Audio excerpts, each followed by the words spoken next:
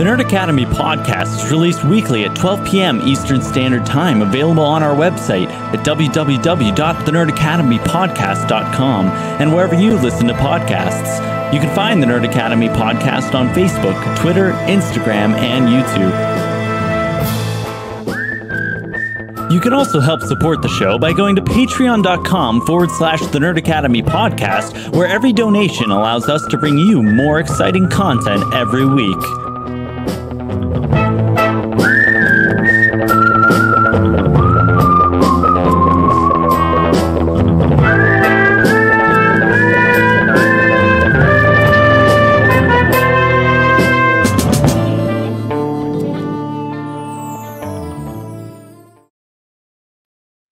Good morning, class, and welcome back to the Nerd Academy Movie Club, the show where your favorite nerds sit down and watch some movies. I am your host, Jarod Bachman-Stubbs, and on the show today, we have, as per usual, we got Devin Armour. Let's talk about some superheroes, man. Let's talk about some superheroes, but we are joined. We got Travis, Lexi, and Desmond on this one. Hey. Let's talk about a bad movie.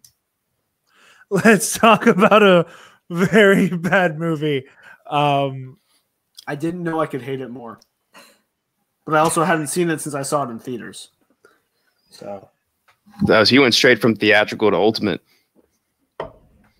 Tough and it's been like digestion. It's been like 6 years. So whoa. Yeah. Whoa. Holy We're crap, all old. really? Well, I went about 2016. Oh 2016, March, I think 26th. 25th, because it came out on my birthday. March 25th. 26th. Shit. 2016. Oh my man. God. Coming up on 5 years. That's Yeah. crazy. No Superman sequel yet. Not going to get one either. Nope. We are just jumping straight to reboot territory. Devin, before we get into the review here, I think you got some numbers for us. I got some numbers. I got some info for you. So the budget of this movie was roughly between 250 and 300 million. I think it's somewhere in the 274s range. The global box office is 872.7 million. Not a financial flop. Just like something to note, a little interesting. The movie has a 28% on Rotten Tomatoes, a 6.4 out of 10 on IMDb. This movie stars Ben Affleck, Henry Cavill, Gal Gadot, Amy Adams, Jesse Eisenberg, Holly Hunter, Diane Lane, Jeremy Irons, and Lawrence Fishburne. Just, to name a few. Some of them. And for a second, we thought Sebastian Stan as well, but that is not the case. Who did you think was Sebastian Stan? Wheelchair guy. Interesting. There's the shot of him spray painting the Superman statue. It looked with like the beanie on and like a little side looks profile. a lot like Sebastian. You're right. Now that I'm thinking about it, that never occurred to me, but you're right. I was very confused for a second. We had to pause it. Like we paused it and Googled it. I was like, there's no way that's him. That can't be him. And it wasn't. But Thank God. He's not tainted by the movie. Fun fact, Devin, along with the numbers, I remember, I think it was an investor's call the WB did leading up to the release of the movie during the marketing campaign, where they said they were expecting this to be $1 billion box office. So even though it made its money back, it definitely did not have the returns that they were hoping it would. It wasn't rewatchable. No one wanted to see it again. They're like, I would have been there. It wasn't rewatchable. It was too showing Doomsday in the trailer, that third or final trailer, somewhere the second or third, whatever that Comic-Con trailer was, I don't remember. But like seeing Doomsday in this 3-minute trailer, and I remember even like a dream sequence, like flash of like parademons flying around, and I'm just sitting there like, oh, cool, I know the whole movie.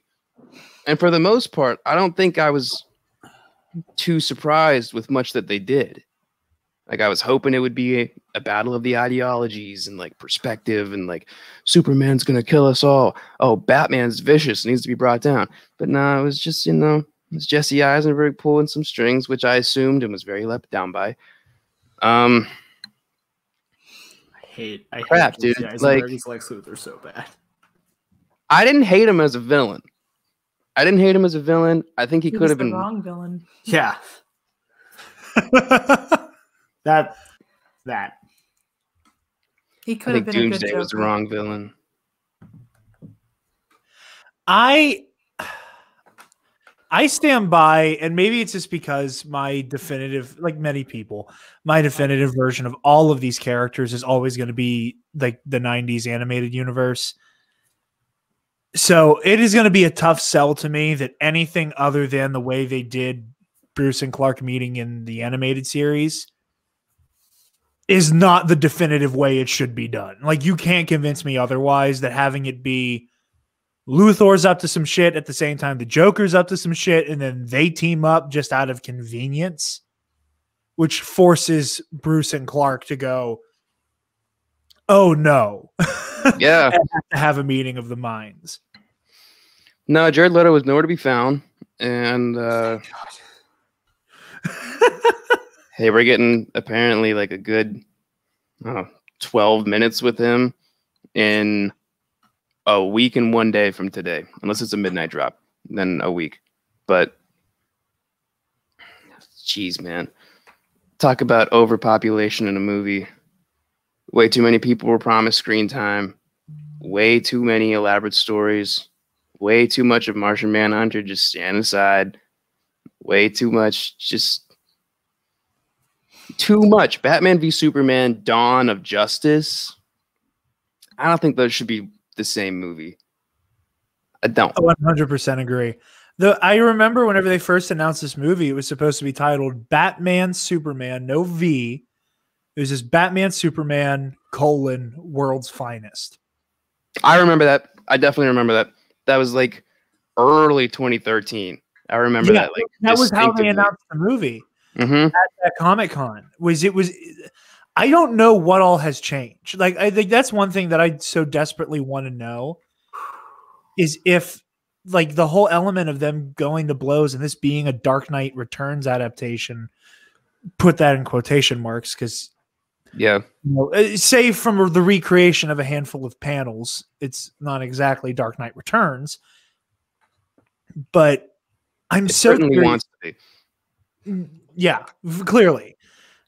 And it does not understand Dark Knight Returns. It fundamentally misunderstands the point of that story. And the point of superheroes. And the point of writing regular dialogue lines. So much hate in this chat room right now. I got upset watching this movie. Because every line is the pronoun game. Audio commentary. Every line is the pronoun game. Like, the conversation starts with, he knows we're here. Who's he? Oh. And then full explanation. Not just like, I made up a line. But like, the Martha is the perfect version of that. But in reverse. Like, yeah. You're letting him kill Martha. Who is him and who is Martha? Because that means nothing. That line means nothing. Now, here's a question I want to raise. Do you think that when Bruce Wayne goes into a bank, if one of the bank tellers' names is Martha, does he have to change banks? Just like looks down at the ground. Just like he just Vietnam flashbacks to the movie he theater just walks streets. in and he's like, "Hi, I'd like to make a deposit. Oh, hi, my name's Martha. How can I help you?"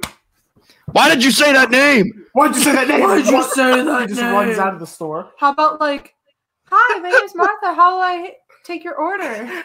He's out at Chili's. Just, hi, my name's Martha. I'll be serving you today. Ah! I'll have the ribs. If Justice League is anything to go off of, he has a batarang in every petticoat. So there's probably some woman named Martha who's gonna, like, just out of sheer PTSD reaction, catch a batarang to the face and then has to sign all kinds of And we're not NDAs. making fun of PTSD. I'm making fun of Zack Snyder. Zack Snyder. I'm not. I'm making fun of Bruce in the way that he will just have a meltdown. No, I just wanted to main put a moment. disclaimer. Oh, yes, absolutely. We're making fun of this portrayal of Batman. Even though we had this conversation in the audio commentary, in theory, I like Martha. You like what it did to Bruce. I like his reaction, and I think that a version of this movie, and I think it was Nando V Movies who like had this, who put this better than I will. That if you remove Bruce being a psychotic killer, because again, we are yet to have a Batman that doesn't kill. How? I don't know. I don't know how we have gone like 30 years and we have not gotten a version of Batman that is capable of not murdering people. But let's say this version of Bruce is not a cold-blooded killer, but he's made up his mind that killing Superman is for the greater good. And that for the first time in like the 20, 30 years he's been the Batman. 20 years. Yeah. 20 years? Alfred has a line of specific 20 years in Gotham. That's right. He's making the decision he's going to take a life for the first time, and it's weighing on him. And in that moment, it is something more like what you guys were saying of Luthor's going to kill my mother, you have to save Martha. And it's streamlined like that. And then and again, like there's that moment of you, and then he follows that up with again, you have to save Martha. Then the gears start turning, and then he's like, I'm no better than Joe Chill at this point. There's 50% of this movie is ruined by the dialogue for sure. And the fact that Superman has close to none of it. And the other 50, and the stuff he does have is delivered like dog shit. It's not delivered well, and if it is delivered well, it's only in the ultimate cut. So his delivery is fine as Clark. Like when he's Clark Kent talking to Lois Lane, perfect. He's perfect. When he's Superman talking to literally anyone that isn't Lois Lane and even sometimes Lois, it's like, Bruce, you were right. We have to team up. Like he has this growl in his voice. They're like, oh, okay, we know you're Superman. Sound like Batman. Just get really growly and aggressive on just very straightforward, I need your help. Raspy voices make billions. And chop up each word. Make the inflection make no sense. And the other half is how none of the ideas match, because again it's like it's been 2 years and they built a statue to him and they're still fighting about what he did to Metropolis, and like they need this incident in the Middle East for all of a sudden what Superman's doing to be wrong. It makes no sense. Bruce is murdering people left and right and suddenly like realizes what he's doing, like, oh, I can't take this one life or I become a monster. It makes no sense. Nothing in this movie makes any sense. I won't say nothing in the movie makes sense, but I will say that there were some creative decisions as far as controlling the narrative goes that don't work.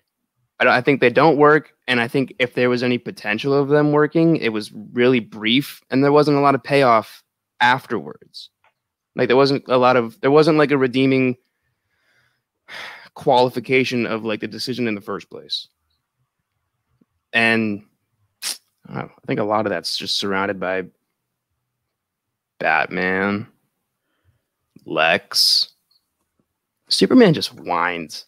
I'm not going to just say he just whines, but like a Superman that knows that his heart is in the good place and like is doing all of these things, I think he would have went to that trial a lot sooner, or like cooperated a lot sooner. He would have come forward sooner. He says at the end of Man of Steel to Martian Manhunter, like he's just like, we're 2 movies deep and you have just committed to not learning the general's name and only calling him Martian Manhunter. I don't know his name either. He's completely in the right. I think there's an L in there somewhere, but like he says to him at the end of Man of Steel, like, you're not going to figure out where I hang my cape. And like Martian Manhunter's just like, how do we know you won't, be an asshole? And he's like, well, it's your job to convince Washington of that. Okay, cool beans. Washington and the CIA and everything going on have to know what Superman was actually doing there in the desert. not everyone could be against this guy. You don't have to come out and say that it was a CIA operation, but you can say, like, we knew this is a high stakes situation. Ask them to have an ear to the ground, or just something else to like. I think it was too unnecessary. Now, in the ultimate cut, they really dive into it more. They like tell you that the African American woman from the village, like she was reading from a script. She, like Lex Luthor did set the whole thing up. You get to see that unravel, but there still isn't a whole lot of payoff. Like Lois and Clark don't see each other again until Lex throws her off the building, and their first impulse is to kiss. All right, fine. But the second impulse should have been the wheelchair was made out of lead. Like, it's not your fault. You don't need to be this way. Not everyone is evil. You were framed. She didn't say any of that. She didn't say a lick of it. I think that was super important. I think that was so important to just like Superman as a character in that moment, realizing Lex is the villain. And it just didn't happen. That's something that the payoff just wasn't there for me, like at all. Well, on top of like the botched execution of Lex's setup, it really hit me this time. And again, maybe it's because we were like, boom, boom in the same week, Man of Steel, Batman v Superman. That after the absolutely disappointing slugfest that was Man of Steel, going into this and seeing a somehow less hopeful version of Superman, and B, the apathetic look he has on his face when the Capitol building gets lit up. He does not look surprised or disgusted or ashamed. There is he looks annoyed. He looks like his phone died. Heavy I sigh. don't know what that face is. It's a deep sigh. Like you just watched a room full of, and in all the hallways of people get either incinerated, maimed, murdered, and permanently injured.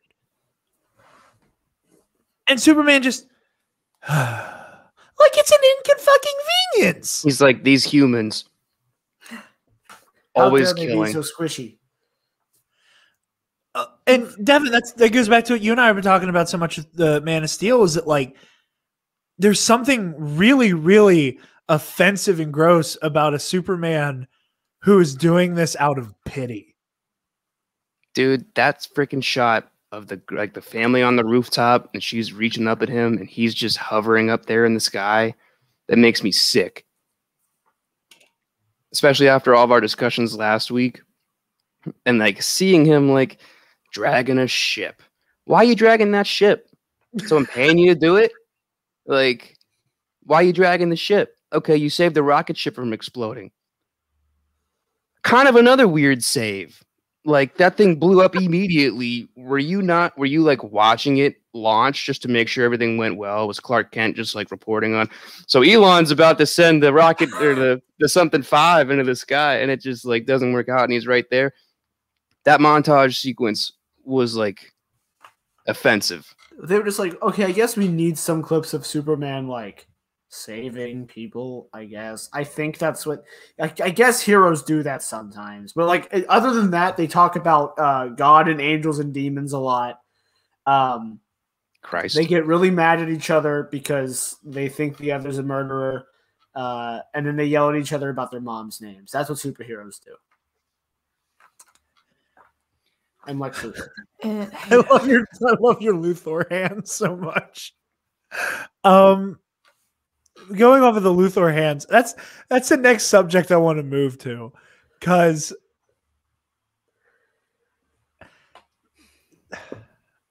I don't know how to put this.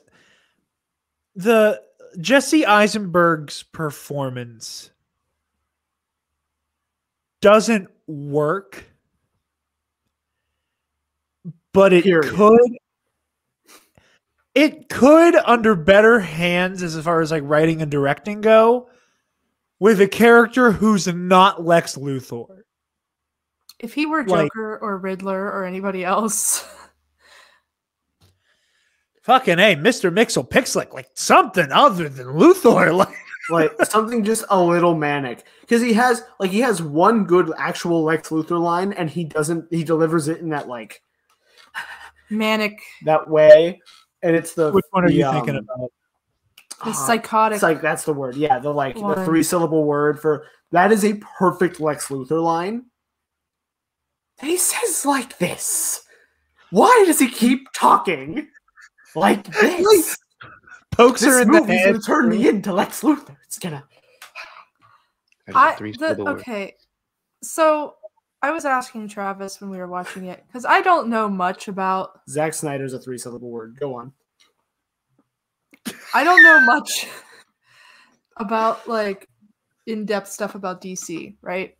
So I was like, this isn't the way I remember Lex Luthor being. I remember Lex Luthor being this like kind of powerful businessman who is kind of like who to compare it to? What's the guy from Spider-Man, the bald guy? Big Kingpin. Fisk?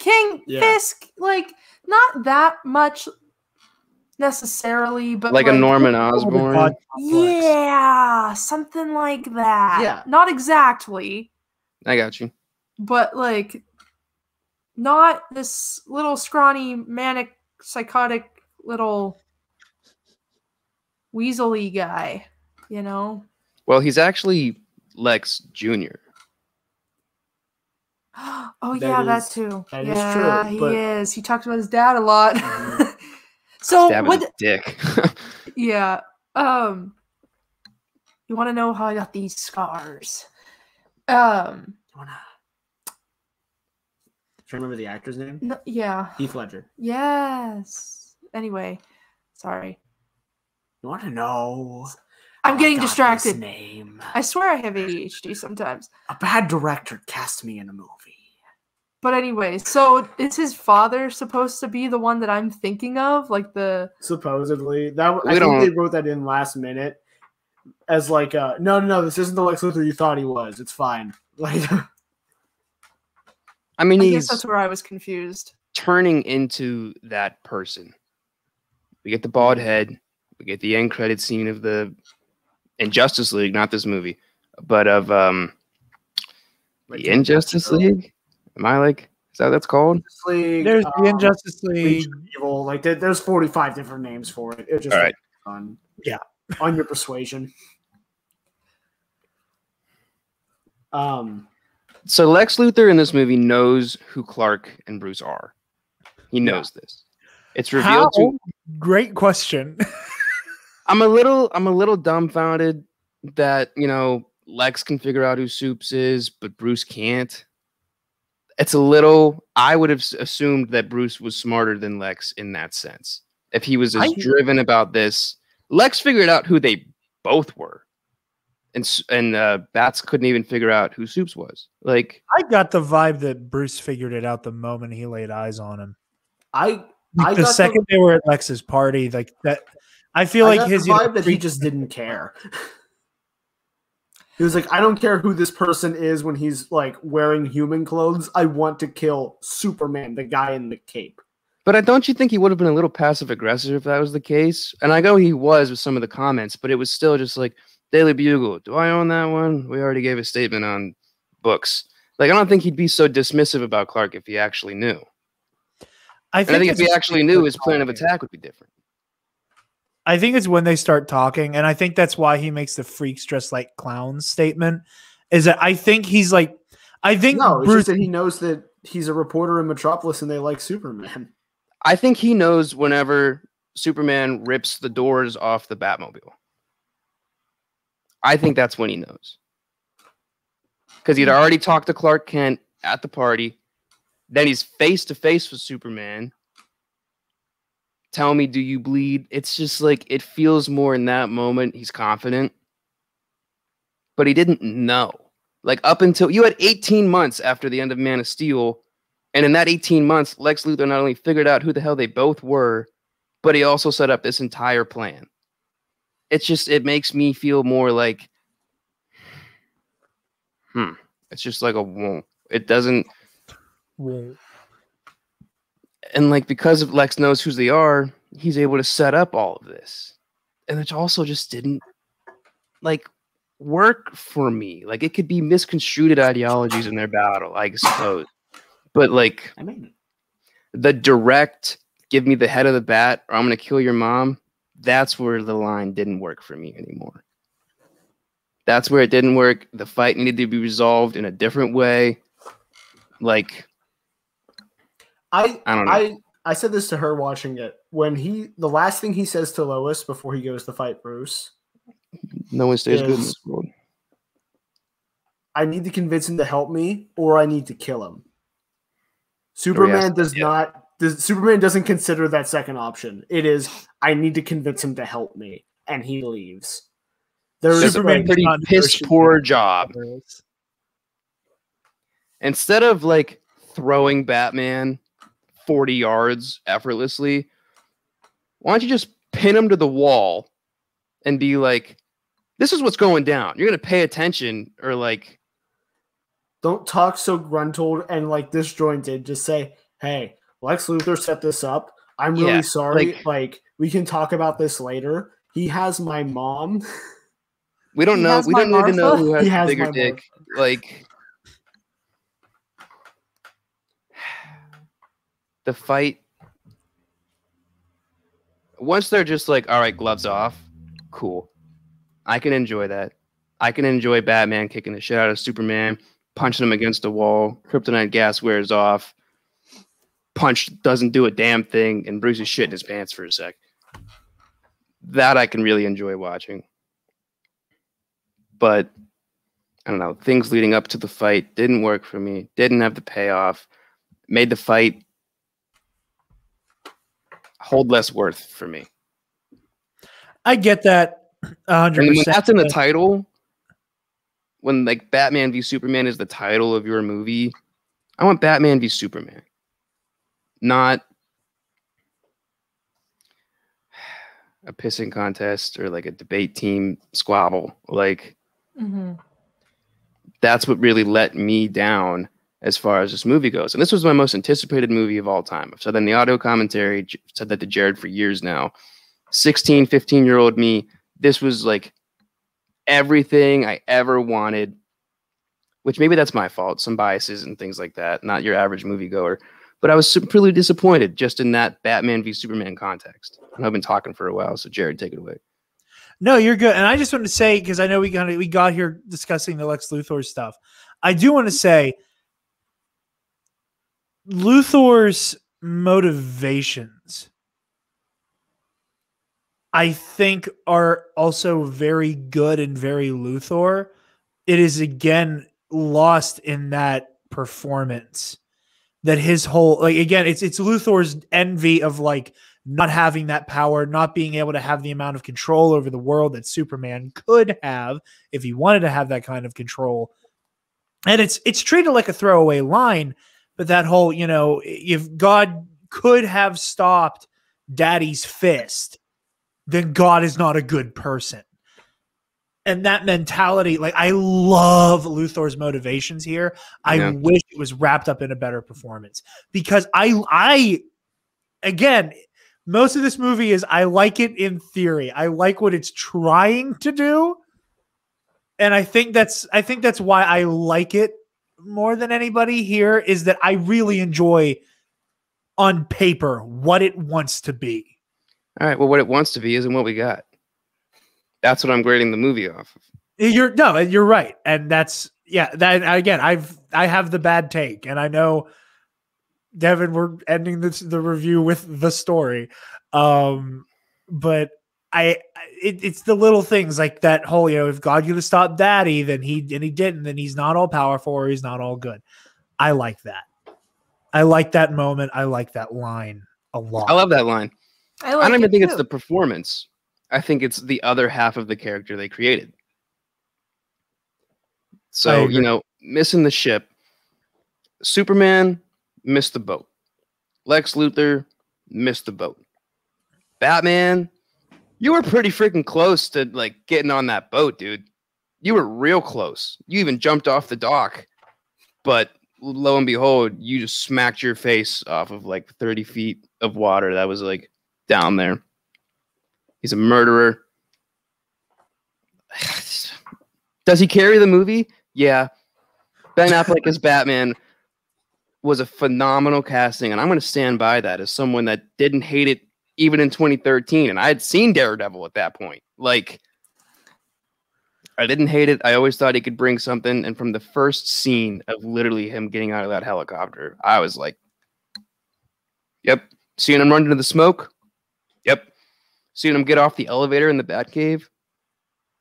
That's a freaking Batman, dude. This 6'5" honking sucker of a man killed the Bruce Wayne part, killed the Batman part, just happens to be written in a way that I wasn't a fan of. I think that's the problem with these characters. I think that's the main problem. I think if it were literally anybody else, it would have been perfect. Do you mean directing or the casting? Directing. Okay, cool. Yeah, I can't say it would have been perfect. I still don't think I would have liked it because I don't like. My least favorite part of Dark Knight Returns is the Batman versus Superman fight. And so adapting that to a movie, cool idea. I'm glad because people like that. I think it's neat. But like when the reason for the fight doesn't make sense anymore, I care even less. There's no reason for Bruce Wayne and Clark Kent, who just met each other, to fucking fight. And there's no reason why in this case, where like Clark is considering killing him. Like Clark has verbally stated to the camera, if I need to kill him to save my mother, I will. There's nothing stopping him that once he can fly again, just zipping out, recharging, and sniping him from 5 miles away. Even if it means just like hold-on maneuvering him, right? Like, if that's what it takes. Because he, like, the only reason the Dark Knight Returns fight works is because Bruce knows that Clark will not want to kill him until the very last minute. And he counts on that, and it works. That's why that fight works so well. It's because the whole fight Clark's going, Bruce, stand down, man. I don't want to do this. Bruce gets him with a sucker punch. Bruce, I just broke 2 of your ribs. Stand down, please. Sucker punch. I just broke your fucking leg, dude. Come on, let's wrap this up. You know what I'm gonna do. And then he tricks him with the kryptonite arrow. Like, Bruce counts on that. Bruce in this scenario cannot count on Superman, not just like, okay, now we're kryptonite just wore off. We're done here. I'm out. I'm gonna come back in like 5 minutes and just roast you. Like, it doesn't even matter. Or the fact that, like, again, and this is getting into, like, you know, oh, the fight choreography, whatever. But, like, exactly what you said, like, the stakes are this high with Martha. The second the kryptonite wears off, why is laser beam lobotomy? Like, why is he running? Why are he like that scene where they run at each other? Why is he running? Why are his legs touching the ground? It doesn't make sense. So that Bruce can get another shot off, I guess. I will say, all of the motivations going into the fight, stupid. A couple choreography choices, like Clark running at Bruce on foot. Dumb. I think that was an I'm pissed thing. Or they're but like, and I need to show you I'm mad. Or he's in a way that you can comprehend. A little kryptonited, a little bit. That would make sense. He's just kryptonited enough. He can't just like. I mean, he still gives it like a barrier through him. He still gives it like a huge, like Black Panther-esque leap into that punch across the face. It's just like I feel the need to scream at you while I'm running at you. All right. I don't give a shit that he was running at him. Oh, yeah. I'd like to move on to the next character. And the next character I have written down is the Justice League cameos. Not really going any particular order, but like they're characters that are in this movie nonetheless. Real quick before we do that, I do want to. Do you have any discussion about the warehouse fight? Mark down. We can talk a lot about the warehouse fight. Straight out of Arkham Asylum. Brutal. Yeah, I just wanted to touch on that because while we were talking about like blood looks Batman and choreography. The blood looks bad? Yeah, because like they added it they added more in for the Ultimate Cut, and I hadn't seen it before. It looks bad. It looks like Titan's blood. I loved it, dude. When that guy's head, when he like throws the crate at the dude. The guy that hits the wall looks fine, but there are a couple people that he gets like in the chin or the jaw, and they spray a little bit of blood. And it happens in a lot of DC stuff now that when they try to do that, no one in their team can get it right. It looks like jelly flying out of their mouth. And you can tell it's happening because they do it in post. I don't know, Devin, have you seen Titans? I've not. I saw season 1 of Titans. Sorry. Yeah. Ew. I know what you mean. Like I know what you're referencing. Yeah, like that like very jelly looking spray out of the side of the mouth happens a lot during that fight in the Ultimate Cut, from what I saw.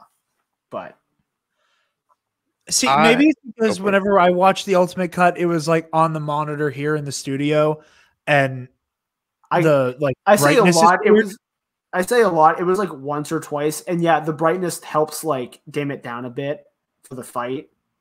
Yeah, the only blood I noticed was the guy who slams his head against the wall from the crate. So that was the only blood I noticed during that fight. There's a couple, and like again, they're moving so fast that it's hard to notice. But like, I saw it and went, Titans. As far as the fight goes itself, seeing the strategy, I'm gonna drop you off on the second floor. Everyone thinks he's coming to the door. Comes up to the floor instead, so fast no one sees him, and we get to see a Batman that uses a lot of gadgets. Like, we didn't get to see like an overwhelming amount of that throughout the Nolan series, but now it's like these devices that are going on your guns and going to disable them. I'm going to throw a batarang at a guy to disarm him. I'm going to use my grappling hook throughout almost the entire fight. And then I'm going to go through a wall to get the element of surprise again. It was so beautiful. It felt intellectual. It felt that brute force that he has just become. Like this Batman versus the Dark Knight Rises Bane, I'd like to see that fight. I think it would not end with a backbreaker, that's for sure. This Bruce would just use the batarang like a switchblade and just stab him in the respirator and call it a day. Like this is the same Batman who just straight up took the knife out of his own shoulder and started shanking a dude. Yeah. He freaking guts that dude against the wall. It's only in the Ultimate Cut, but still, like the last guy before he goes through the wall, he walks over to him. I'm going to just put my gauntlet right in between your freaking chest plate right there. Let's see how that one feels. Also, dude, like the knuckles on the costume, gold plated. I love that. The toe, like steel toe boots, thing of the past. I got solid gold on the tip of my boots, so when I kick you in the face, your jaw leaves the room. Like he's breaking arms. He's like, even in that one moment when he's like pinned down on the ground, he gets his right knee all the way up to his shoulder to like face knee a guy. And it's just like, this guy knows how to fight. I want to see where he trained. This is so intriguing. It's badass. It's everything I ever wanted. And yeah, he's killing some people, but like, you know. I think all of that said, and you put that all so eloquently with like he's a full-on tactician. He's doing Batman shit during the warehouse fight with the exception of the murders and him just throwing the grenade at the guy.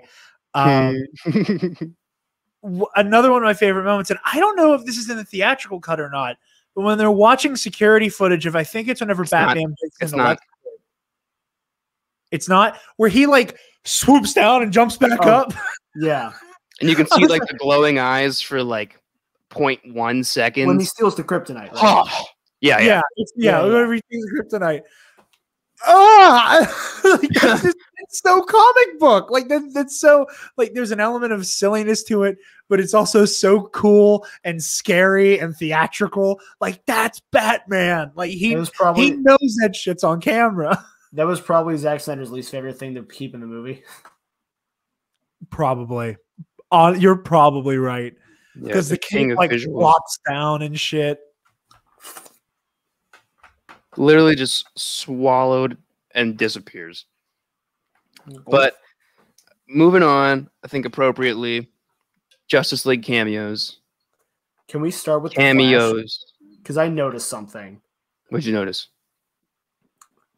So we've been talking on TNAP a lot about the Bruce Wayne, Lois Lane romance that was supposed to happen. Thank God it didn't. Yeah, but he was laying the groundwork in this movie. The key, you took her from me. The key is Lois Lane. I never even thought about that.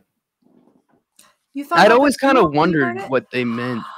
Oh my gosh! If we didn't even talk about it. I think I reacted and then never explained why I reacted to it. I was thinking about it in my head. I was like, wait, is that? Yeah, I think that's what he was trying to do. I think he was trying to be like, Bruce was going to misinterpret that.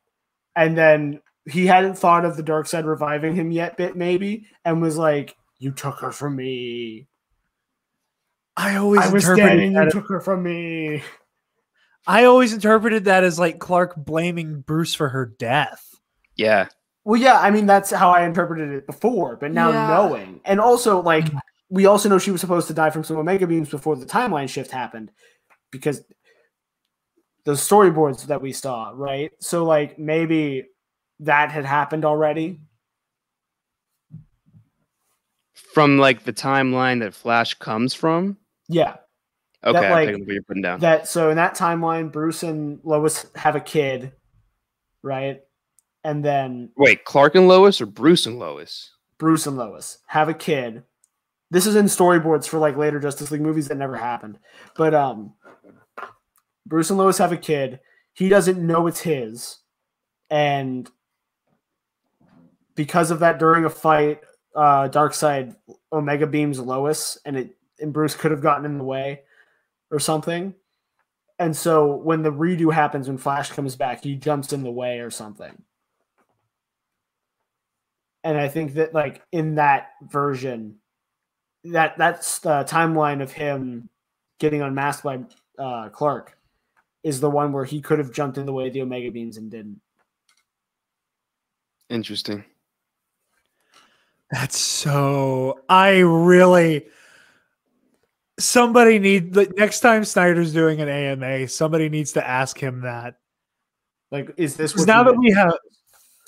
You could probably tweet at him right now, and he might answer. When I hit stop, Travis, you do it. No. No, I can't. Okay, I can't do it without insulting him. I can't do it without being like, "Hey, fuck Nugget." Like, no, that's a great point. I hope that's the case. I so badly want to see his Justice League sequels just to like marvel in the psychopathy. It's so weird. Can you imagine how much worse Age of Ultron would be if Bruce and Cap were fighting over Black Widow? What a horrible direction to take Justice League. What a horrible direction to go in a franchise like that.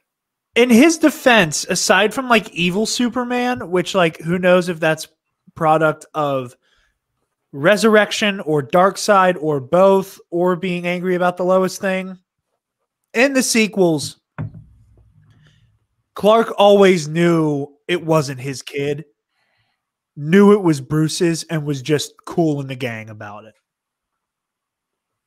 So they don't make Clark and Bruce fight over her in like a love triangle sense. It's evil Superman who like you can't take at face value, period. So in like a tacit, like limp dick defense of those creative decisions. It would have had to have been a resurrected Supes and like learns about things that happen, because I refuse to believe that just because Batman like wins the girl, Superman's going to join Darkseid. Yeah. Yeah. It would have to be the resurrection route. Does Devin know my theory for the plot of the Snyder Cut? I don't know. He does not, but he not for your theory. Do you? Okay, I was going to say, because you said earlier you don't want to hear about any marketing. And I think Travis cracked this shit wide open. So right. the only trailer I've watched is the one that came out like on Valentine's Day. That's when it was, and it shows a lot of the nightmare stuff. Yeah. And I was like, okay, this doesn't make any sense because none of this was in the Justice League we got. And I realized that what's probably going to happen is they're not going to revive Superman, fight Steppenwolf, lose. Apocalypse is going to invade Earth. We get the Nightmare timeline. That's where Joker and Deathstroke are going to be. And they're helping Batman manage Nightmare Earth. During that, Darkseid's going to revive Superman and brainwash him. Yeah. And that's the Superman patch guards. And then Flash is going to go back in time, tell Bruce to revive Superman. We get the actual fight later after they revive Superman and they win. Dude, Civil War and Batman v Superman don't get to come out in the same year. And then Justice League and Endgame are the same movie. You don't get to do it. I'm not going to say I hope you're wrong because, like, that makes sense to me. Because, like, I knew we were going to be getting, like, a ton of new Nightmare footage. And, like... That's the only way I can rationalize it, because otherwise it doesn't make any sense. I love these conversations. If you guys want to stay in the chat, we can talk about it more afterwards. But we're going on 45 minutes, and we have yet to talk about Doomsday, Wonder Woman, and, like, the rest of pros and cons, especially, and then just rating the movie as well. So I think we should start to shift gears back into the movie. But I do want to talk about this, and I'm so nervous, dude. I'm so nervous. Watching these two movies in rapid succession of each other, I'm scared. But whatever. We got a week. We'll find out. Rest of the Justice League cameos. We get to see Aquaman. I don't know if I like the concept of the cameos in general. Like, Jarod, you pointing out that Lex Luthor hired a graphic design team to make their logos. I still, like, I'll think about that sometimes and just laugh to myself. Like, I'll just start chuckling. Because, like, nail on the head. Mm-hmm. What was the point of that? I don't mind Luthor having footage. I don't mind the idea that Luthor's like, oh, man, these metahumans are either going to be a problem or it could be an asset. The fact that here's two W's overlap for this chick, and here's a very stylish C, and here's an A that looks like a rune and a lightning bolt. Like, fucking why? I think that could have, like, you don't even need the footage necessarily. Like, maybe you see the footage of the other three. I didn't like if they didn't show anything of Diana. And the only implication we got, other than her interacting with Bruce, is when she leaves the plane and they're like, Miss Prince. I think it would have been perfect.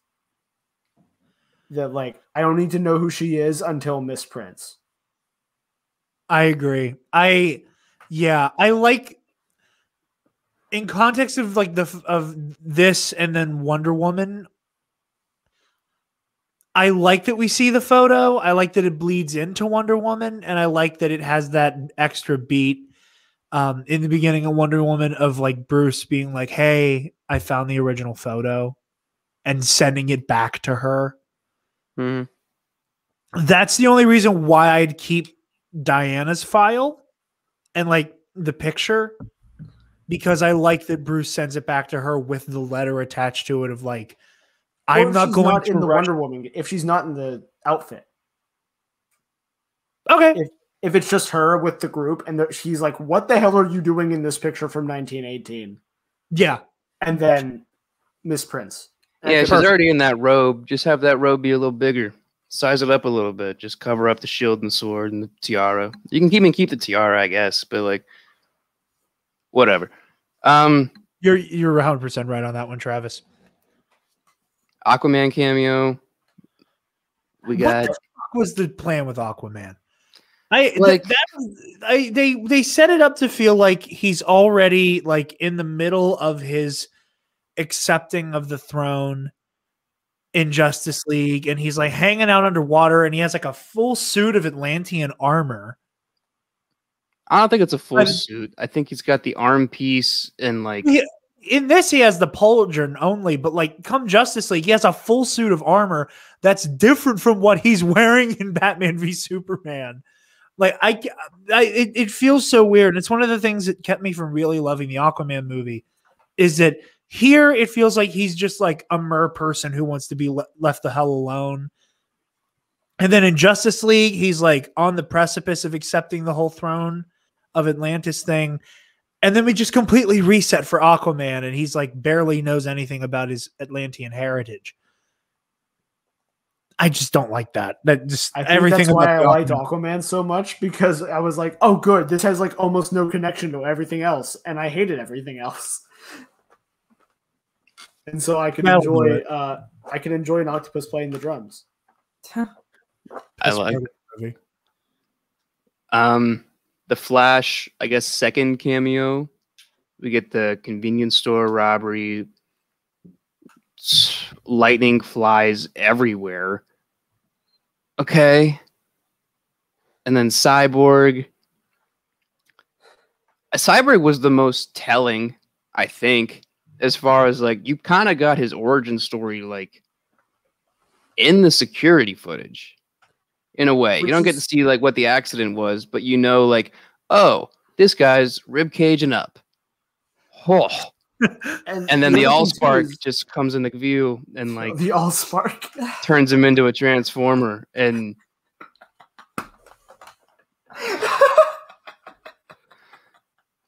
it's like Zack Snyder wants to spoon feed us some things and then have us kind of like the first time a 9-year-old watches Inception and just like first time a 9-year-old.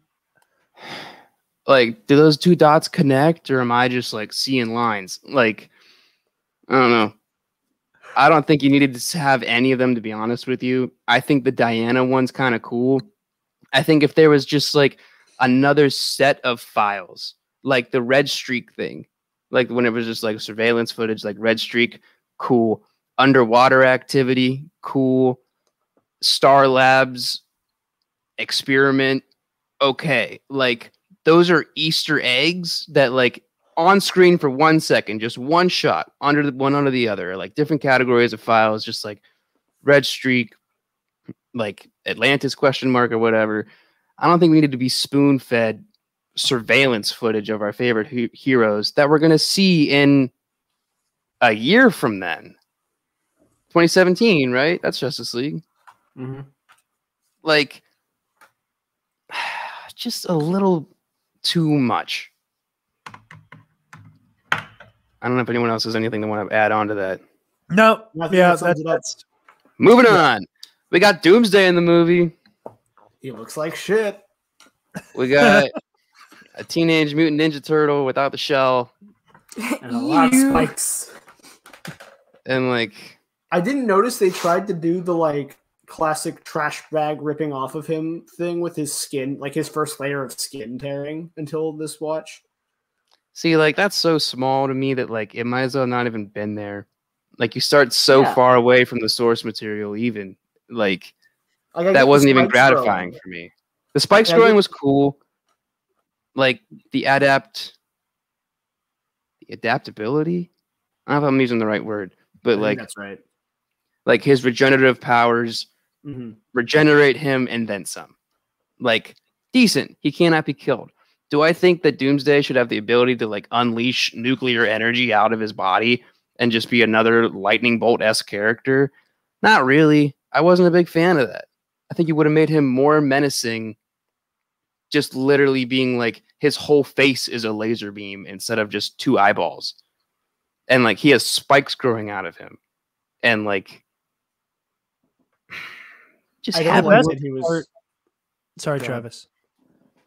I was just saying that I don't like that he was Kryptonian. Same. I don't like that. I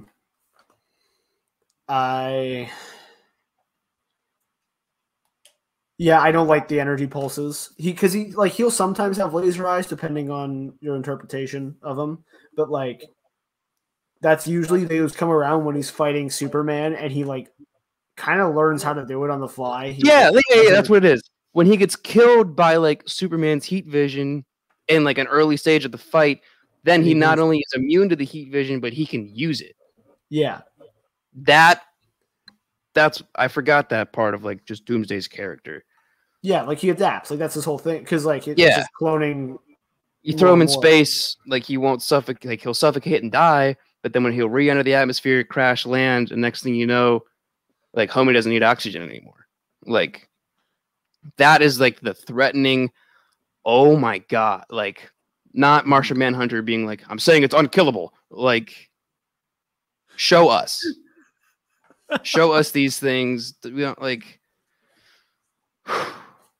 And Doomsday being in this movie ultimately leads to, I think, Jared's favorite part about this movie, the death of Superman. Yeah, that's 100% my favorite part of this movie. Yeah. Hey, it was right next to the end of the movie before you just praised the hell out of it. So something about that really worked for you. I've said it 1,000 times on the main show. I've said it a couple hundred times in the commentaries and in the Man of Steel review. You cannot fuse together the foundation of the Justice League, the death of Superman, and Dark Knight Returns into one massive, unruly, hot mess of a narrative.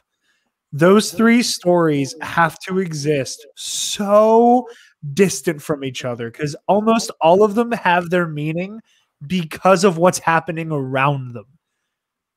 Dark Knight Returns matters because Bruce has lost all his friends. That fight with Superman only matters because it is the ultimate falling out between him and Clark. It's like Obi-Wan versus Anakin.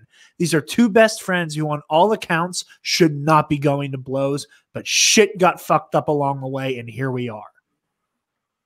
That is why the Dark Knight Returns works. The death of Superman works because it is this shocking moment where a world that loves him looks up to him. He is truly a symbol of hope, the way he is meant to be. And he's taken from us by this monster. The strongest of the strongest is dead. And the formation of the Justice League happens at the moment right before all of these heroes reach their zenith. And it is forming this group and this companionship that they all grow from each other and grow to be around each other that makes those heroes better people and better heroes. You can't put them all in one giant sandwich because Doomsday looks cool and Dark Knight Returns is metal as fuck, and Warner Brothers wants a superhero movie to compete with the Avengers at the box office. You can't put those three in a blender. It doesn't work. They're not conducive to a crossover. Again, I don't understand trying to found the Justice League while Superman is in the dirt. That levitates. Yes, the floating dirt. Implying he's in a healing coma, but then we find out he's not in a healing coma because they need to actually like manually revive him. Just another thing that like the payoff is not there. You set something up. You ruin the death of Superman in that very movie, showing that dirt move.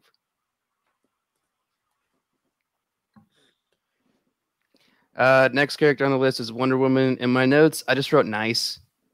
Like, nice. I love that she's like her, so she had potential in other movies. No. I love that she's going toe-to-toe with Bruce as far as like little boys have no inclination to share and like stealing his stuff, and Batman's just like, I just got stolen from. Like, and she put it back. And I didn't know that either.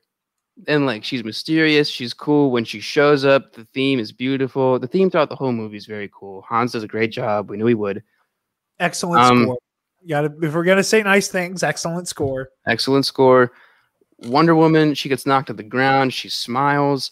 She's holding her own ish against Doomsday. And like she's a fighter, she's a warrior. That smile when she gets knocked down. I'm gonna say it again because it was just like, okay. Whenever Doomsday throws the car at her and she just cuts it in half with the sword. Oh, Wonder Woman's a freaking badass. Okay, cool. and like the shot of the trio, you know, finally in that very CGI dust, whatever world, like on the ground around them, still super cool. Wonder Woman feels welcome in that moment. And it like that Wonder Woman just really worked for me in this movie. I don't know what else to say. They didn't ruin Wonder Woman. Good job. I love her so much. She's not a saving grace, but she's like, no, she's just like the North Star. She's there. Definitely a shot in the arm in the third act. Like Shot she what? really... Like Novocaine? Like what are we talking about? I think her appearance wakes a lot of people up. I feel like if she were not in this and the entirety of the third act fight is Superman having a slugfest with Doomsday and Bruce just kind of going, oh shit, oh shit, oh shit, oh shit, oh shit, and like like trying to get the hell out of the blast zone every time, and it's just that, this fight is boring as all hell. It's already kind of hard to watch. The best parts of the Doomsday fight is when the Trinity is there and like everybody has like a minute to kind of show their ass against Doomsday, where like Clark has to get, or Bruce has to get saved. Diana hits him a little bit. Superman flies into him. Bruce gets out, you know, cocks the grenade launcher. Yeah, you know, she with you? I thought she was with you. You get that fun moment of the three of them, right? That's the best part. And then after that, all of the best parts of the fight of the third act, it's Diana fighting Doomsday. She's definitely putting in work in that fight. Superman slacks off for a good like 4 or 5 minutes trying to get that spear and then not drown and then like say goodbye to Lois, I guess. Plus getting nuked. Like straight up saves Batman's life. And she's like successfully holding him in the lasso, a Kryptonian much larger than Superman. She's holding him in the lasso. The only reason Superman really dies in theory is because like the cinder block that she's got like her feet up against and she's holding the rope gives out. So Doomsday's arms are free and I'm going to stick my like bone thing through you. Like, I will say one of the things, and again, the MPAA is so weird with like what will get you hit with an R rating. The ultimate cut version of Superman's death, where like they have the shot of Clark pulling himself deeper onto Doomsday's spike. I think that's on the theatrical cut. It is not. Are you sure? I'm sure. Like they can't. There's no way the PG-13 gets away with the shot of him sliding down the spike. You see him start. Maybe he didn't slide down in the theater. Maybe he just grabbed the spike to like lunge the spear through more. That's how it's framed. That's how it's framed. They frame it in the theatrical as him just doing one of these. When in this version, he's just pulling himself deeper, counting on the spear to poke through the other end. That is so. It's so well shot, but disgusting. Like it is so gross, but it also it adds to like the weight of Superman's death because you can tell that it's clearly incredibly painful, and it makes you feel that even more. Also, with Zack Snyder and his predilection for Superman Christ imagery, this thought occurred to me today. Do you think that the Kryptonite spear is supposed to be like this story's metaphorical spear of destiny? I don't know enough about Snyder, if you asked Zack Snyder, yes. And then he would quickly turn around, Google Spear of Destiny, and then tell you why, and make it up on the fly. I don't know enough about the Spear of Destiny to really like say anything, but like I don't know what it is. Maybe it was a spear that was basically. It was a spear that historically apparently was used to basically finish Jesus off on the cross. That it was that like final sound check of like, okay, is he dead? Okay, we're good. I feel like Doomsday's arm would be more of the Spear of Destiny than like in a literal sense. But I also don't know, dude. Like we got Clark laying on the ground, Jesus posed, and 2 crosses. 3. Visible. There's a third. There's a third. There's at least 3 crosses. I only saw 2. What's up? Lexi. I was talking to Travis about this earlier, about the Christ imagery and the biblical references. I love me some good biblical stuff, you know. No, in Jarod movies. does too, and like, not to speak for you, sorry, but No, like, it's okay. I like it when it's subtle and you can. Oh, okay. That's where. All right. But it was spoon fed. Here, it's God, this. demons, God, angels. Christ, but even then, angels. dude, Ah. like, Jolly Rancher, God. if you're gonna do like Christ and Superman are intertwined, then like Jesus died on the cross for all of our sins because he loved us. Correct? Cool. Superman pities humanity literally up until he's telling Lois, "This is my world too." And then like decides this. You cannot have both. You don't get to be inconsistent and then decide, okay, I'm going to die for all of mankind and get like the soldier's funeral, bagpipes, everything. Like, you do not get to have both. Another thing that like set up an idea, just zero payoff for me, man. Like, I hated it. yeah. Yeah, no, but what I was trying to say was that it was too much and I didn't like it. Like, if it was, I don't even know, like, tiny bit, just subtle, maybe like just the T-pose on the ground would be enough, but not like all of it. If Lex So Luthor's much. every other line wasn't some God-driven metaphor, maybe. But they decided that every line Lex Luthor had to be a biblical metaphor. Like, I would That's a good unless you're excuse point, too. shoving food into somebody's mouth against their Good point too. consent. I would excuse it if it wasn't so much. But I do agree with you. Pick one, you know? Jarod, any thoughts about that before we move on? No, I'm 100% with Lexi. I got Cosby tongue moment. tied. Let's not. I love Superman Christ imagery. I think the thing is the best one is when he dies. Like, I hate that. That's like, and again, spoon fed again. it's so much that it becomes funny. And that's the thing, is that there comes a point where, again, he's, like Lexi said, T-posed on the ground, giant hole in his chest, and then there's just all of the rebar from the place that got destroyed somehow is perfectly shaped like a cross. Like, then there's like 3 going up right behind him. It reaches the point of parody. You know? Mhm. Batman v Superman is a mockumentary of Jesus Of the Christ. Bible, Yeah. the Book of Zach. The Book of Snyder. My favorite line is from of the Bible is the Book of Snyder 45:6. This bone spike hurts. Your mother's sleeping. Sorry, Mama. Also, real quick, now that we have like marketing for the Snyder Cut, I couldn't help but giggle a little bit whenever Superman died, now knowing that the bell's been rung. Ding, ding, ding, ding, ding, ding, ding. Like, now that we have that, the fact that it's literally Superman's death rattle that was ringing through the universe. Yeah. Just I couldn't help but laugh. Like, again, Zack Snyder is so staunch on like these movies aren't for kids. These are adult stories. I like to think that's metaphorical. Fucking head in the middle of the desert. That's another thing.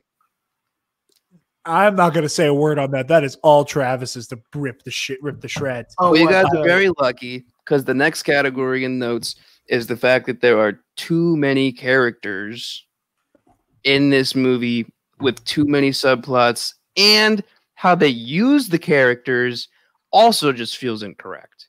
So if you have something to say about Jimmy Olsen, like, I think that's a great segue. All yours, buddy. Take the fucking leash off.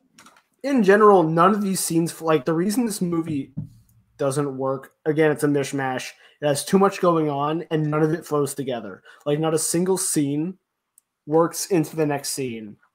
It's just scene, cut, and all the dialogue is bad. And then the mismanaged characters of, well, nobody cares about Superman's best friend. He's a loner. Superman's a loner. Superman is alone. Superman's a loner. No, that's why he's about to get engaged to Lois Lane, whose relationship with we have seen none of. True. We got an 18-month time lapse into a bathtub fuck. I don't think like we need to see a ton because the interactions we get of them, they have good chemistry of just like, why did you tell me about this, Lois? Like, this is dangerous. I can help, blah, blah, blah. And like, when they're talking as Lois Lane and Clark Kent, there's like an inkling, a little bit, where like if anyone else had written this dialogue and anyone else had directed them, it would have been great. And instead, it's brooding Clark Kent trying to figure out why his ideology doesn't make any sense. Well, speaking of characters that have no business being in this movie, Pa Kent returns as a Force Ghost. And I don't hate that scene if I thought Superman cared at all about the people that died. But clearly he doesn't care about the people that died. He cares about himself. And like, I get that Pa Kent might be saying you could save the day, but there's always going to be consequences. But not in some cryptic horses drowning. Was this a dream? Like, why is Superman hiking up the mountains? Like, you brought it up in the audio commentary that like Pa Kent's whole ethos in the Force Ghost scene and everything he says in Man of Steel are two different motherfuckers. Yeah, like, those are not the same people, man. I bet your parents told you mean something. You were sent here for a reason. No, they didn't actually. Like, Ma Kent also featured in this movie. This world doesn't deserve you, Clark. Be your hero. Be their hero. Be their savior. Or be none of it. That little none of it.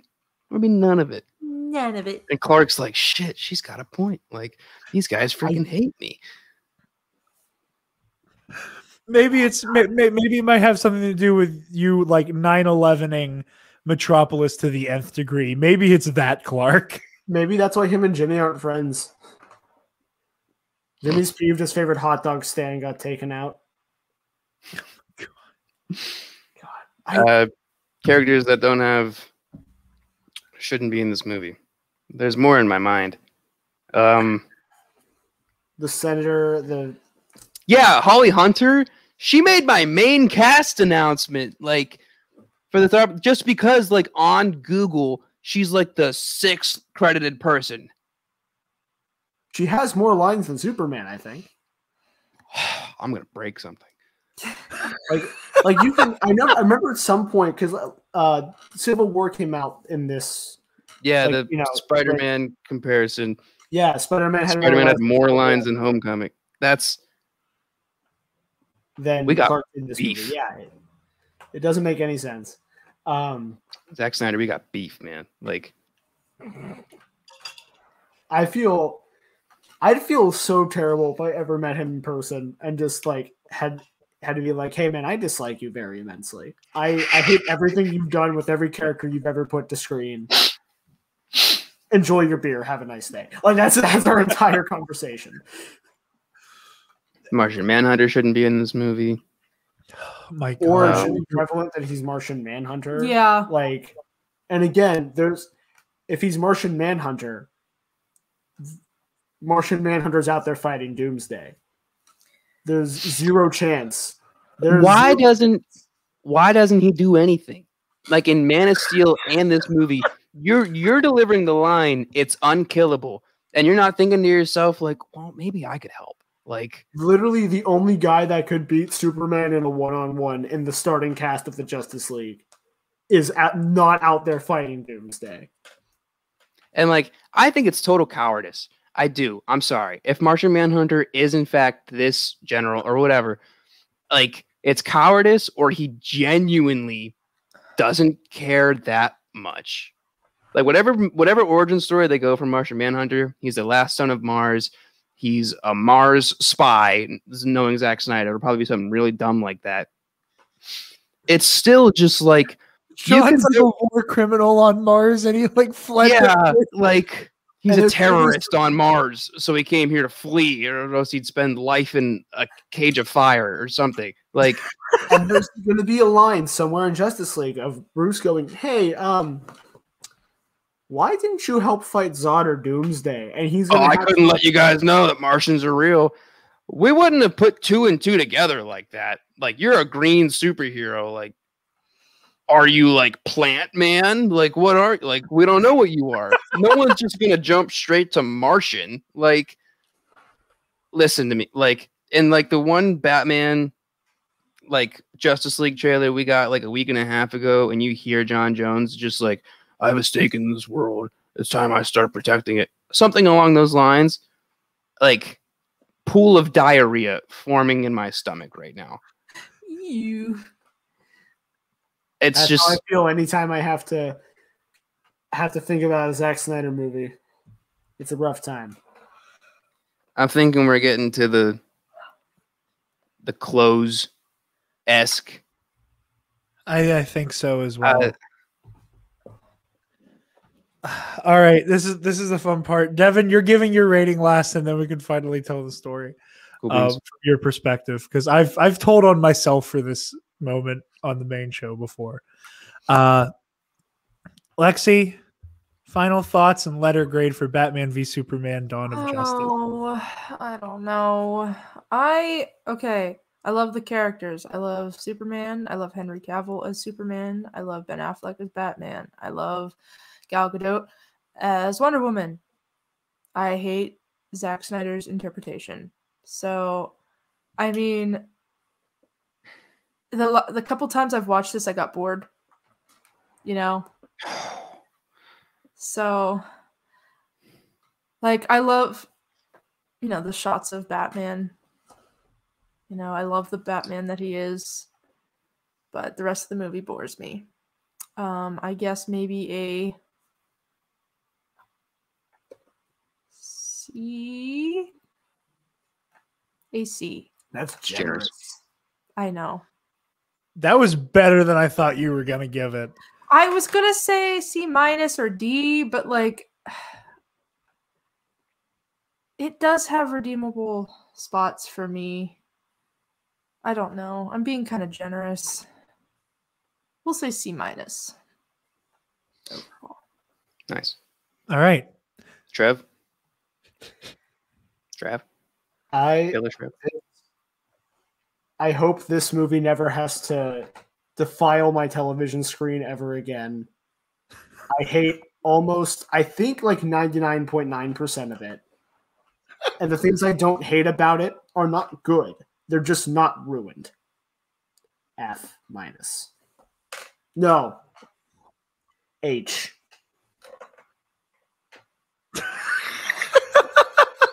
Like going there. H for heckin' bad. Appropriate. Lexi gave it a C for Christ. C- for Christ. No, that should be a C+. Oh, C+. C for the Easter Bunny. Oh, stop.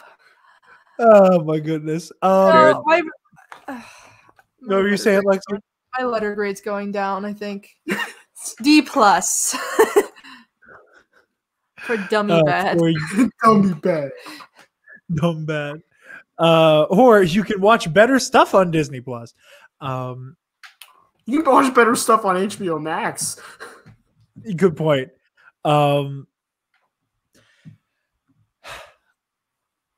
I like this movie. I'm sorry. Despite its flaws. I watch this movie for what it's going for, aware of the fact that it's not what it gives me, but it makes me think of cool superhero stuff that this movie could have done. On the side of things that I actually like that the movie does provide us with, Ben Affleck is an amazing Batman. He brings the gravitas and weight and intimidation that this force of nature, spirit of vengeance should be, while also having like the tragic charm that Bruce Wayne is supposed to have. It's the little lines, 3 weeks with a Bolshevik ballerina, and that's all she taught me. The bat smirk. There's a lot of good Bruce Wayne moments with Affleck that are really small, really underplayed, that I really like. I do think Henry Cavill has a couple, not a whole lot, a couple really good Superman moments. I think he has a couple really good line deliveries. The best Superman moment is when he jumps in front of Doomsday's fist to save Lex Luthor. That's the most Superman thing in the whole movie. Score's great. I love all the fights, the warehouse and the fight between Bruce and Clark, especially. I'm aware this is bad. Like, if I was not a fan of a certain flavor of Batman to the degree that I am, this movie is an F. But Affleck alone carries it to being a solid C, light C plus for me. Wow. Like I said, I changed mine to a D. So. Good shit, Lex. Devin? A lot of the things you touched on, performances. I feel like Jeremy Irons even did a great job. I think Diane Lane did a really good job for the character she was given. Love Ben Affleck. Jesse Eisenberg, again, what he was given. I think the only reason it didn't fail, just like in general, is because he was trying really hard to sell it. And like him, even hearing afterwards that he's like somewhat ashamed of this character, kind of like, it's a little perspective thing. It's tough, but I know he just was like, tried to see the vision and gave it everything he had. And like, I like Jesse Eisenberg as an actor. Yeah, that's another thing, is that was not Jesse Eisenberg's decision as a performer to play Luthor like that. And I think that is worth noting. Gal Gadot, excellent first outing as Wonder Woman, dude. She set up my expectations for Wonder Woman, and I love the first Wonder Woman movie. Really enjoyed first Wonder Woman. Grading them on why they failed. I see, Jarod, I see everything you wanted them to do with this movie. I see everything, the potential. I see it all. But with what I got, Batman v Superman is a solid D- for me. It hurts. And in relation to the story, this movie was everything to me. I was like a mess at just all the teasers and everything, and seeing just the incoherent scenes, like how you were saying earlier, just scene cut. As a fan of movies, I was getting let down throughout the whole movie. Whenever Martha finally happened, I was like almost completely checked out. And then like the death of Superman, I'm just like, how is this going to work? I don't think it is going to work. And sure enough, I don't think it did work, because Justice League had to have an entire 2 hours of added footage just to be like maybe redeemable. We don't even know yet. That decision didn't work. And I knew that at 15 years old, almost 5 years ago. And then seeing the dirt rise and the final shot of the movie in that casket, as a fan, my heart was broken. I was like crippled inside, so upset. I looked to my left, 6 rows down, to a Jarod Bachman Stubbs standing up and going, "Better than Avengers." Full grin on his face, entire body was pointing at the screen. Better than Avengers. And I let out an audible, "What?" Like, in the movie theater, Jarod, you giving this movie a C+ review on top of your initial reaction. I want to strap you to a chair and make you watch this movie like 10 more times and then see how you freaking feel, dude. Like, entitled to your own opinion, but like, Thank you, when Devin. you said better than Avengers, oh, dude, like a part of me didn't know if I could trust you anymore. Like, You shouldn't. like us bonding over Michael Jackson and Acacia Howe's tyranny, like basically out the freaking window. That moment hurt me mentally and physically more so than the movie. We cut to We cut to like 10 years Right. later. Devin's out here like, okay, I need someone to babysit my kids, and his wife's like, oh, what about your friend Jarod? He seems kind of responsible. And Devin's like, no, can't do it. He liked I'm Batman v gonna make Superman. my son watch Batman v Superman. He's gonna make him like it. Can't do it. Batman v Superman's the wild, wild west for my son. And Jesse Eisenberg is his Arliss Lovelace. Yeah, man. I will say God. in my defense, No. I do not stand by Always that an statement. excuse. I don't stand by that to this day. Because he backpedals when he realizes he's wrong. Wrong opinions. I think the first time I told you that story was like gotta be like 2018, 2019. Like a substantial amount of time had passed from the movie. And even you were just like, I said that? And I'm like, Jarod, I promise you, I'm gonna remember that until I die. Like looking to my left, us connecting eyes, like I think around he just your lost his camera. yeah. Yeah, the camera died, Like, but I can still see it. Us making eye contact through your father, and then you just oh man, that was a tough car We ride don't have home. to see him anymore. Happy The birthday. camera Jarod. decided. The camera, yeah, happy birthday. The I camera hope that decided. movie was everything you wanted. The camera decided you don't get an opinion anymore. Exactly. Good job. Good job, Cameron. With that, oh my goodness, Lexi, where can the lovely people find you? Having better opinions on Twitter at LexiLion98 and Instagram at Acapella98. Oh God, that is dookie water. We're just gonna kill my camera. You try. Dog water. Absolute dog water. Of like the hamster, the guinea pig, like looking down at the FaceTime call for like a brief second when it turned on. Like, oh, Well, guys, I finally graduated to being the disembodied voice on the podcast. Travis, where can the lovely people find you? They can find me on Twitter and Instagram at Travis Political, and soon on Twitch hey, at Black Leader 493. Woo! Yeah. Chose a name. I dig. Black Leader 493. How Movie about you, Club Devin?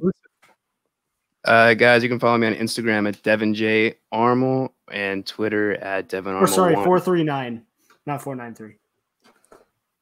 439. Catch him on Twitch. Soon. Hey, Dark Jedi, where can the people find you, bro? You guys can find me on Twitter and Instagram. Still trying to pay my penance on my very bad Batman v Superman take in 2016.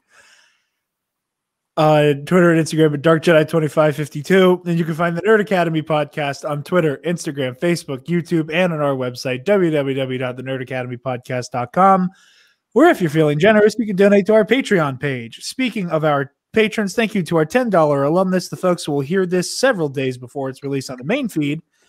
Case and Breon, the Waffle Wizard, Delta 9, and Zach Knaus. You guys help us make the content we love to produce. Be sure to check out the $5 tier, where we have all of our Knights of the Nerd Republic Versus series, Heroic History 101, and the audio commentaries that tie into Nerd Academy Movie Club. Next week is Justice League, and there will be a review for the Snyder Cut on the main feed whenever it's time. And we'll be joined by the lovely gentlemen of Comic Book Cast for that. Travis and I will be selling our souls, doing an audio commentary for one of the chapters over on Comic Book Cast, so stay tuned for that. If you want to support the Nerd Academy even further, check out the student store link on our website, which will take you to our TeePublic, where you can get all manner of Nerd Academy merch and goodies. Be sure to like, follow, and subscribe on all of the things. Thank you all so very much for listening. And cut.